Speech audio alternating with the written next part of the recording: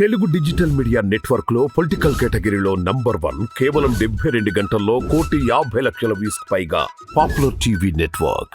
చలసాని శ్రీనివాస్ గారు, ఇప్పుడు బీజేపీ తోటి టీడీపీ జనసేన పొత్తు పెట్టుకున్న పరిస్థితి. ఇప్పుడు బీజేపీ ముందర ఆంధ్రప్రదేశ్కి సంబంధించిన చాలా అంశాలన్నీ కూడా పెండింగ్లో ఉన్న పరిస్థితి. దీని ఇంపాక్ట్ రేపు ఏపీ రాజకీయాల మీద ఏదైనా ఉంటుందంటారా? ఖచ్చితంగా ఉండాలని కోరుకుంటున్నాను. కానీ గౌరవ మాజీ ముఖ్యమంత్రి చంద్రబాబు నాయుడు గారు నేను స్టేట్మెంట్ ఇచ్చారు. ఆంధ్రజ్యోతిలో తాటికి అంత అక్షరాలతో కూడా వచ్చింది. ఆయన మాట్లాడుతూ ఉన్నారు, మొత్తం మేము అధికారంలో ఉండగా ప్రత్యేక హోదా తప్పితే అన్నీ సాధించేసామన్నారు. పచ్చి అబద్ధాలు, అవాస్తవాలు ఇలా ప్రచారం చేయటం, ఎక్స్ట్రీమ్స్కి వెళ్ళిపోవటం మంచిది కాదండి. ఆయన ఇంతకుముందు కూడా ఆయన హోదా గురించి విభేదించి వచ్చి అన్నారు. హోదా గురించి విభేదిస్తే హోదా మీద మాట్లాడాలి. మేమేం చెప్పామంటే ఆయన మోడీ గారిని ఒక ఉగ్రవాది అన్నారు. ఆయన ఉగ్రవాది, టెర్రరిస్ట్ కంటే అంటే ఆ తీవ్రవాది కంటే ప్రమాదకారి లాగా ఆయన మాట్లాడారు. వాళ్ళ భార్య గారి గురించి మాట్లాడారు. మేము కాదు కదా, మేము విధానపరంగా విమర్శలు చేస్తూ ఉంటాం. అది దాటి ఇవాళ మాట్లాడుతూ ఉంటే నాకు అత్యంత బాధ కలిగిస్తుంది.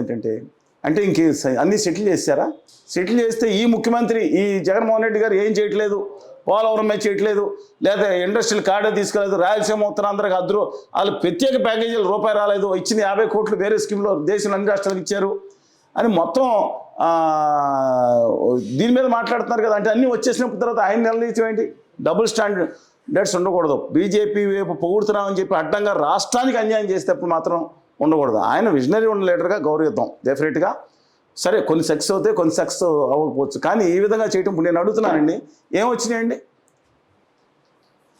మీరు చెప్పండి, ఏమొచ్చింది? దాంట్లో 10% విద్యా సంస్థలు అంట. 2012-13లో కాంగ్రెస్ పార్టీ నేతృత్వంలోని కేంద్ర ప్రభుత్వం నిర్ణయం తీసుకుంది, ఏ రాష్ట్రాల్లో కేంద్రీయ విద్యా సంస్థల్లో ఇతర సంస్థలు లేవో అక్కడ పెడదామని. గోవాలో 18 లక్షల పాపులేషన్ అక్కడ పెట్టారండి. ఐఏఎంలో ఐఐటీలు పెట్టట్లేదా? ఇక్కడ పెట్టారు, ఇంకోటి ఎక్స్ట్రా పెట్టుంటారు. అది 2023 మొదటి వరకు కూడా కేవలం 20% ఖర్చు కూడా పెట్టలేదు 9.5 ఏళ్లలో. మరి దాన్ని ఏం చేస్తామండి మనం?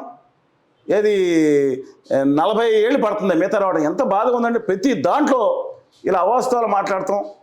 నేను ఒకటి అడుగుతా ఉన్నాను, ఎంత పెద్దలు మిత్రులు అందరూ ఉన్నారు, ఎంతవరకు తీసుకొచ్చారు వీళ్ళు? రాష్ట్రంలో సాఫ్ట్వేర్ ఎక్స్పోర్ట్స్ ఎంతవరకు తీసుకొచ్చారు చెప్పండి నాకు. ప్రత్యేక విభజన హామీలు ఇన్సెంటివ్స్ రావాలి, రాయితీలు రావాలి అంటే మాట్లాడరు. 25-30 సంవత్సరాల వరకు ఆంధ్రప్రదేశ్కి పన్నులు అవసరం లేదని రాసిచ్చేస్తారు.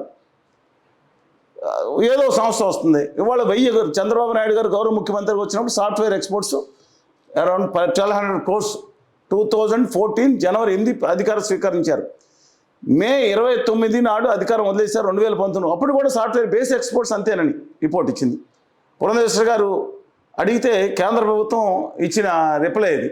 2023 ఆఖరి నాటికి కూడా 2,000 కోట్లు. ఏం సాధించారు వీళ్ళు? వాళ్ళు వచ్చారు, వీళ్ళు పీకేశారు. లూలుమాల ఏంటి? హైదరాబాద్లో అక్కడ పెట్టారు. హైదరాబాద్ అండి ఏంటి లూలుమాల పోతే ఏమొస్తుందండి? లూలుమాల రేపు పొద్దున విద్యార్థులు బాధపడి దాని గురించి మాట్లాడలేదు. ఆంధ్రుల హక్కులు ఆత్మగౌరవం తీసుకెళ్ళి ఢిల్లీ పాదశాల దగ్గర రాష్ట్ర ముఖ్యమంత్రి తాకట్టు పెట్టాడు. ఆయన అడగలేదంటే ఇవాళ అంతకన్నా నేను పోటీ పడి సరే ఇంకా రావాలని చెప్పకుండా అన్నీ సాధించేసామంటారు ఏంటండి? ఇది అబ్సల్యూట్లీ భావితరాల ప్రజలు చాలా ప్రమాదకరంలో పరిస్థితులు పడేస్తుంది రేపు పొద్దున. చాలా ప్రమాదకరం. ఇంకా విచిత్రం ఏంటంటే గౌరవ్ కళ్యాణ్ బాబు గారు వెళ్ళి నిజంగా such a powerful star, such a calibre ఉన్న పర్సనాలిటీ, ప్రజల్లో అంతటి అభిమానం ఉన్న పర్సనాలిటీ. ఈ 2 తెలుగు రాష్ట్రాలు కూర్చుంటే 1,00,000 మంది 50,000 మంది పిలిపిస్తే వచ్చి కూర్చుంటారు. 4 గంటలు లేకుండా కూర్చుంటారు. పాచిపోయిన లడ్డూలు అన్న మనిషి కారం రాసుకుంటారా ఎంపీలారా అని చెప్పి మాట్లాడిన మనిషి లెడెంగే హిందీలో మాట్లాడే క్యా బోలెంగే లెడెంగే ఉత్తరాది అహంకారాన్ని మాట్లాడిన మనిషి. ఆయన గౌరవనీయులు నిజంగా పోరాడి ఆంధ్రప్రదేశ్కి నమ్మక ద్రోహం నయం చేసిన ఉత్తర భారతీయ జనతా పార్టీ పోరాడితే హీరోగా ఉండేవారు 2 రాష్ట్రాల్లో. తెలుగు జాతి కూడా హీరోగా ఉండేవాళ్ళు, దక్షిణాది హీరో ఉండి అలా ఉండాలని కోరుకున్నా. ఎవరు దిక్కుమాలి అడ్వైజులు వింటున్నారు? కానీ ఆయన వెళ్ళి ఢిల్లీకి వెళ్ళి ఏమి ఇచ్చారండి? కాళ్ళు పట్టుకున్నాను, 10 నిమిషాలు క్షమాపణలు, దేనికి క్షమాపణ కోరాలి? మా తెలుగు బిడ్డ ఏం తప్పు చేశారని క్షమాపణ కోరాలంటే వాళ్ళు మోసం చేసింది, నైవంచం చేసింది, దగా చేసింది ఉత్తర భారతీయ జనతా పార్టీ నేతృత్వం కేంద్ర ప్రభుత్వం కదా. ఈయన ఎందుకు క్షమాపణ కోరారు? వాళ్ళు కోరాలి. ఈయన కాళ్ళు పట్టుకుని, వాళ్ళు పవన్ కళ్యాణ్ గారు కాళ్ళు పట్టుకుని క్షమించు, నీ రాష్ట్రానికి అన్యాయం చేశాం, నువ్వు మాతో కలువని ఆయన మాట్లాడాల్సిన పోయి కాళ్ళు పట్టుకుని క్షమాపణలు కోరారు అని చెప్పి స్వయాన ఆయనే మాట్లాడితే 10 నిమిషాలు వదలలేదు. కాళ్ళు ఎందుకు వదలకుండా ఉండాలి 10 నిమిషాలు? ఆయన ఎందుకు ఊరుకున్నాడు? అమిత్ షా గారు, మోడీ గారు అది కాకుండా చేతులు పట్టుకున్న దాంట్లో 100వ వంతుకన పట్టుకుంటే ప్రత్యేక హోదా విభజన హామీ ఇస్తే ఒక తరం బాగుపడేది కదా నా బాధ అండి. ఆయన మీద కోపం లేదు, ఆయన మీద అభిమానంతో చెప్తున్నా. నా అభిమానం కాకపోవచ్చు, కానీ రాజకీయాల్లో ఒక మంచి చేద్దామని ఉద్దేశంతో వచ్చానని భావిస్తున్నాను. అది తెలుగుదేశం పార్టీకి దానికి మ్యాచ్ ఫిక్సింగ్ కోసం ఈనాటం ఏంటి నాకు అర్థం కాదు. తెలుగుదేశం పార్టీలో 100% ఉత్తర భారతీయ జనతా పార్టీతో పొత్తులు వ్యతిరేకిస్తున్నారు. మీరు కావాలంటే సర్వే మీ వాళ్ళు మీరు చేస్తారు ఉంటారు కదా, కనుక్కోండి. బీజేపీలో కూడా వ్యతిరేకిస్తున్నారు. మోడీ గారు మొహం కూడా చూడండి అన్నారు. నాకు తెలియదు ఆఫర్ ఇట్ ఇస్టు.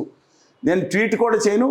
అతను నాకు అనడానికి మొహం కూడా మీరు లాభం కోసం 370 సీట్లు రావడం కోసం ప్లాన్లు ఏమన్నా చేసుకోండి ఎన్డీఏకి, అసలు వీక్గా ఉందని ఆయన ఉంటారు. ఇంతవరకు తర్వాత ఇవాళ రేపు బలవంతాన్ని ట్వీట్ చేయమన్నారు, చేస్తాను, డిఫరెంట్ ఇష్యూ. ఓ ప్రధానమంత్రి స్థాయి వ్యక్తి చంద్రబాబు నాయుడు గారు అపాయింట్మెంట్ కోసం 2002లో ఏపీ భవన్కి ఎయిర్పోర్ట్ వరకు తిరుగుతున్న కనీసం అపాయింట్మెంట్ ఇచ్చి మా మిశ్రా గారి దగ్గర ఎలకాన అద్వాని గారి పిఏతో కూడా ఆయనతో మాట్లాడాలని చెప్పి మాట్లాడిన వ్యక్తి ఇవాళ ఆయన మొహం కూడా చూడటానికి ఇష్టపడలేదంటే ఇవాళ ఆయన అరెస్ట్ విషయంలో, చంద్రబాబు అరెస్ట్ విషయంలో కేంద్ర ప్రభుత్వం తెలియకుండా జరుగుతుందని చిన్నపిల్లాడు ఎవరు చెవిలో క్యాబేజీ పూలు పెట్టుకున్నాడు తప్ప ఎవరు అనుకోరండి. ఇవాళ ఎందుకని ఇలా చేస్తున్నారు? ఆంధ్రప్రదేశ్ హక్కుల్ని ఆత్మగౌరవం ఎందుకు తాకట్టు పెడుతున్నారు? ఆల్రెడీ పెడుతున్నారు. ముఖ్యమంత్రి మేము కనీసం ఆయన మిగతాదన్నా కావాలని అడుగుతుంది. అన్నీ చేసేసామంటే ఏం పరిస్థితి అండి? 5 ఏళ్ల తర్వాత 4 ఏళ్ల తర్వాత హోదాతో విభజన హామీతో వచ్చే రాయితీలు చాలా ముఖ్యం. ఇంకోటి చెప్తున్నా, ఈ ఒక బ్యాచ్ బయలుదేరింది, ఏది వైకాపాలో సైకో ఫ్యాన్సీ బ్యాచ్. మాకు ఇంకేం అక్కర్లేదు రాష్ట్రానికి, ఈ చంద్రబాబు నాయుడు గారి కూటమి కనుక రాకుండా ఉంటే అదే ప్రత్యేక హోదా వచ్చిన ఫలం అంటే బుద్ధి ఉందా అండి? కామన్ సెన్స్ ఉందా వాళ్ళకి? వీళ్ళు బయలుదేరారు, రాష్ట్రానికి ఏం అక్కర్లేదంట, జగన్మోహన్ రెడ్డి గారు లాంటిని పంపించేస్తే అది చాలంటే రాష్ట్రం బాగుపడిపోతుందంట. విష్ణుమూర్తి గారిని తీసుకొచ్చి, విష్ణుమూర్తి కాదండి, పైన మన పెద్ద విష్ణుమూర్తి గారిని తీసుకొచ్చి ఇక్కడ కుర్చీలో కూర్చోబెట్టండి, రాయితీలు విభజన హామీ లేకపోతే భావితరాలు ఎలా బాగుపడతాయి? ఎందుకు ఆలోచించరు? నా మీద కోపంగా ట్రైల్ చేయొచ్చు, నేను అందరూ సంవత్సరం తర్వాత ఇదే వీడియో వేసుకుని చూడమండి, నేను మాట్లాడింది ఏమన్నా అనుసరి అందరినీ రెస్పెక్ట్ చేస్తాను, చంద్రబాబు నాయుడు గారిని రెస్పెక్ట్ చేస్తాను, తెలుగు పెట్టు, జగన్మోహన్ రెడ్డి గారిని, రేవంత్ రెడ్డి గారిని, కళ్యాణ్ బాబు గారిని, బట్టి విక్రమార్క గారిని, ఆర్ఎస్ ప్రవీణ్ గారిని, వీరభద్రం గారిని, చాడ వెంకటరెడ్డి గారు, కేటీ రామారావు గారు, ఎవరు తక్కువ అండి? కేంద్రంలో ఆ గుమ్మా వ్యాపారుల పాదాల కింద నలగాల్సిన పరిస్థితి ఎందుకని నేను అడుగుతున్నా.